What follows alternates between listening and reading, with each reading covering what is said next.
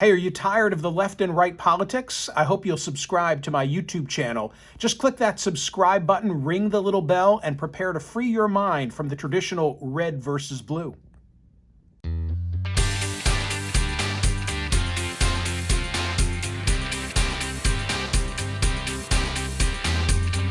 It's election day in New York City, exciting for a couple of reasons, not the least of which is New York City will soon figure out its next mayor, but I'm personally more excited about this big city rollout of ranked choice voting. The election today in New York significant for another reason, because in a separate election, we will find out who will be the successor to Cy Vance Jr.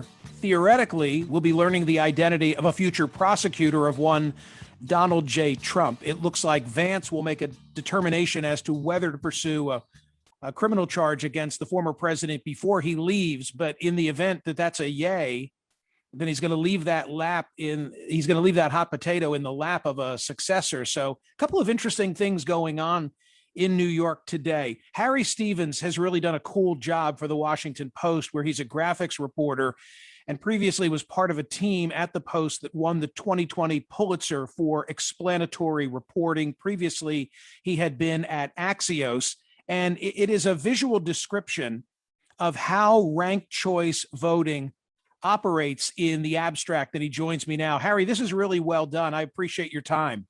Well, thank you for saying that, and thanks for having me on. I'm really happy to be here. You know, what's interesting is the New York City mayor's race is a municipal race and will have ranked choice voting. But in that so-called Manhattan DA race, that will be the same as it's ever been. In other words, that'll be by a plurality. So we'll know the victor of that race a lot sooner, seemingly, than we will know the victor of the mayor's race. Yeah, that's right. Although this is one of the sort of strange things about New York's ranked choice election is that they say that if there's no majority winner in the first round of the mayoral votes, that it'll for some reason take longer. But it's odd because, I mean, people also call ranked choice voting an instant runoff. It takes a computer the exact same amount of time to calculate the results of a ranked choice election as it does a plurality election. And I mean, maybe not the exact same amount of time, maybe a nanosecond longer. So I think that one of the reasons is the city's absentee ballots. They expect to get like something like tens of thousands of absentee ballots, and they're still going to have to count those. And I've also read, I mean, this isn't my beat, but I've read other reporters saying that they only plan on counting the first choice votes immediately. And then if there's no majority winner, they're going to count the other ones later. I personally don't quite understand why, because it does make ranked choice voting seem like it inherently takes longer when, I mean, there's no reason that it should have to. I mean, computers are really good at doing, arithmetic really quickly. In other words, it's not a room of individuals with an abacus. I mean, these are people. It's a whole machine-driven computerization process that theoretically, if you had all the absentee ballots in hand, then you can just run the computer and you'd know instantly. Instantly, yeah. So, I mean, if you wanted to do a hand count, it would take longer, but Right. and maybe for paper trail reasons, but this is just speculation. Again, it's not my beat, and I'm not sure why it's taking longer. Okay. So, and you address this point in your great piece for the Washington Post, which is now in my social media. It sounds confusing to some, although I disagree, but it sounds confusing to some who are uninitiated. Why bother? What's the purpose here? So the idea is really to zero in on a majority preferred winner. And what that means is it depends on the electorate. So some people have sort of a slightly false impression that it tends to prefer moderates. But it only prefers moderates if the electorate is more moderate. And sometimes you do get situations where you get a sort of more extreme candidate who doesn't win a majority of the vote, but the remaining votes are split among other candidates. So, I mean, a good way to look at it is, let's say, or I can give you a specific example, actually.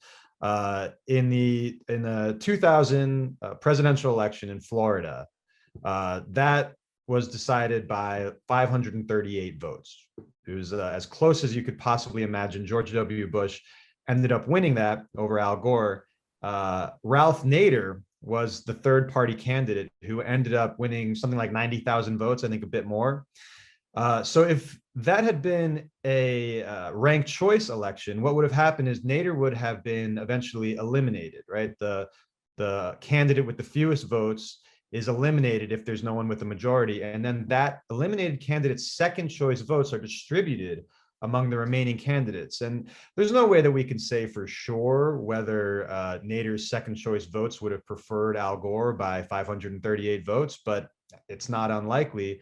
And so what you might have gotten there is an entirely different presidency, but not just that.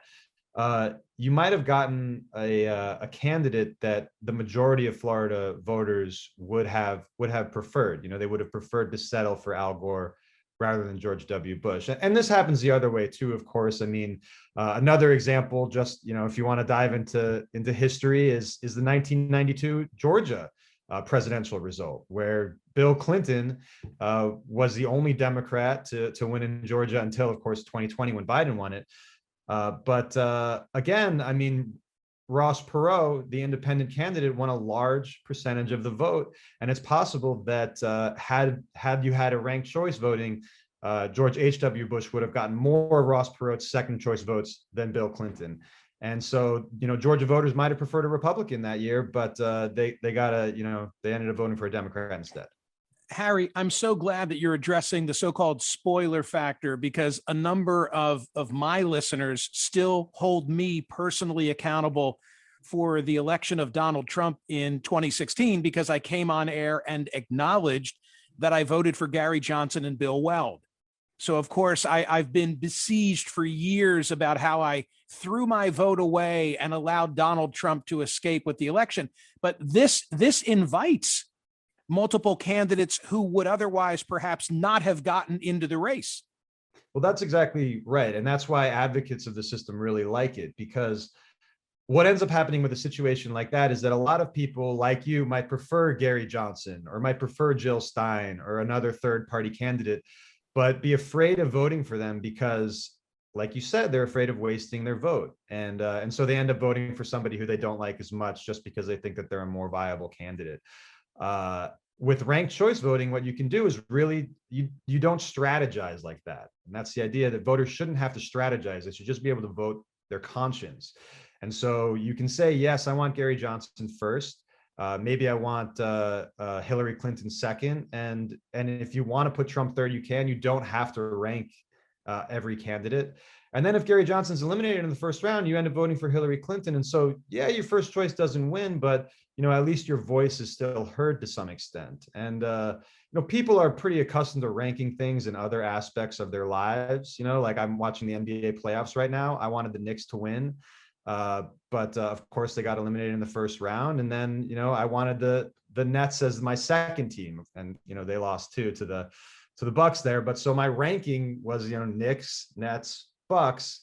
I didn't get any of my choices in the end, but it's pretty normal for people to rank their preferences like that. And the fact that we don't do it in elections is a bit of a quirk. So to your point about, and you didn't use the words game theory, but I will. The New York Times had an editorial recently, essentially telling New York City residents, calm down, don't try and think about it too much. Just go in there and rank your choices as the directions suggest.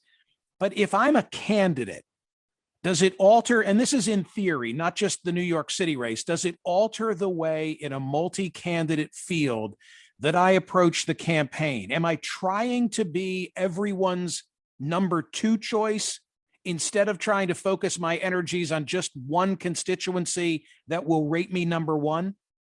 I mean, I think absolutely. And in that way, it may encourage moderation among candidates because you're trying to appeal to a broader swath of the electorate.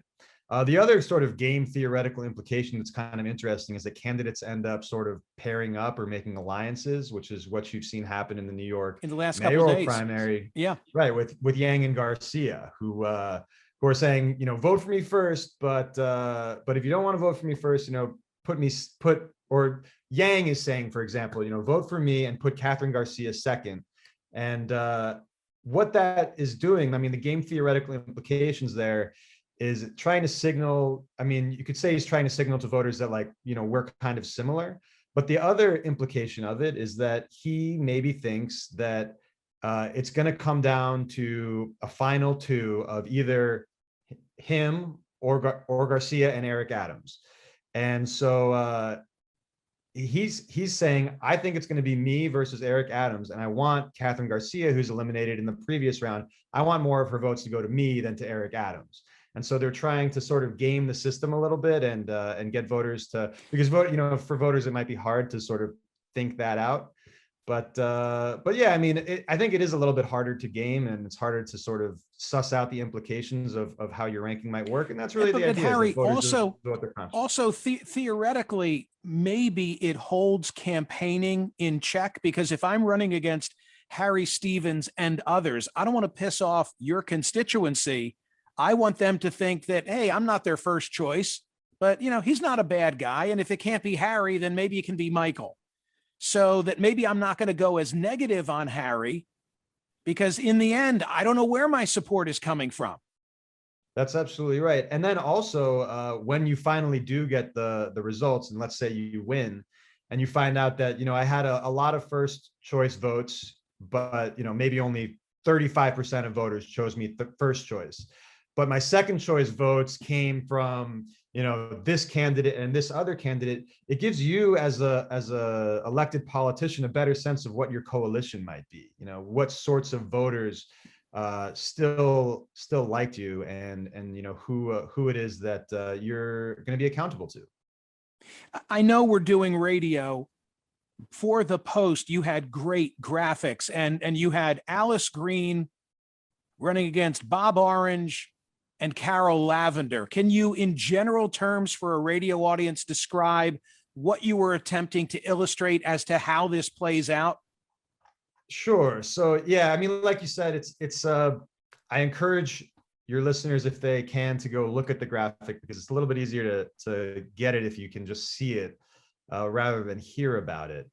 But the idea is, I created kind of a super simple simulation of how an election might play out in sort of plurality system, the traditional system that we have now, versus a ranked choice system.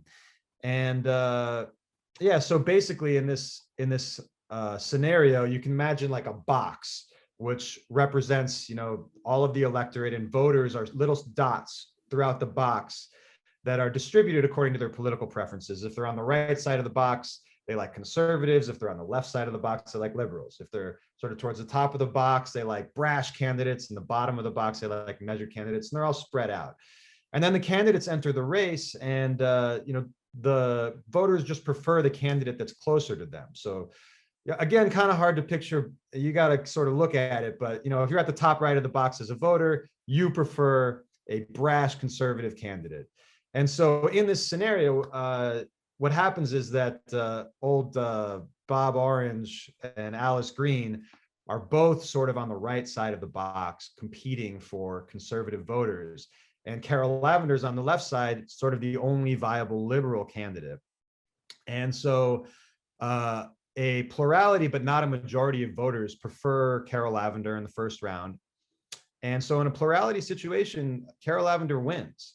But in a ranked choice system, what happens is, and again, you really should go and look at it, but one of the conservative candidates loses in the first round, gets knocked out, and then most of their second choice votes go to the other conservative candidate, and then the electorate gets, but still that winning conservative candidate is more moderate than Carol Lavender.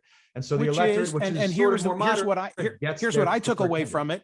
In the end, you get someone more reflective of the constituency than you otherwise would have in a plurality system.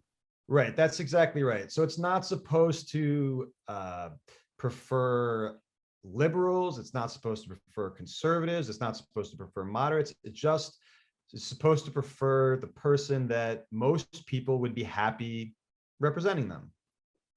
So final question, and thank you. I thought that was a great analysis. And when people watch on YouTube, they'll have the benefit of the graphics. Okay, So good. Maine, the Academy Awards, I guess Alaska, New York City. Do you see a prospect for ranked choice voting becoming national in scope and maybe even something that in the future we're electing presidents by virtue of? Yeah, I mean, hard to make predictions on this. Australia does it nationally right now. Um, there's also, it's had setbacks. Massachusetts voters rejected a ballot initiative to adopt ranked choice voting last year. Some people think it's, too confusing, and they're sort of happy with how the system is now. So yeah, I mean, I don't know what's going to happen, but I do think that if people can sort of see how it eliminates the spoiler problem, they might give it a second consideration. And another thing to note, and I mentioned this in my article, is that exit polls show that people who participated in ranked choice elections for the first time did not find it They get it. confusing. Yeah, they get it. I thought that was really significant. I'm so glad that you brought that up, that once they've been through it, they're comfortable with it and they like it. Yeah. So I don't know. I don't have a dog in this fight exactly, but it'll be interesting to see what happens. I am ranking you my first or second favorite guest on today's program. Thanks a lot, Michael. I appreciate it. It's good to Harry, be that here. was great. I really appreciate your time. Thank you, sir. All right. Have a good one.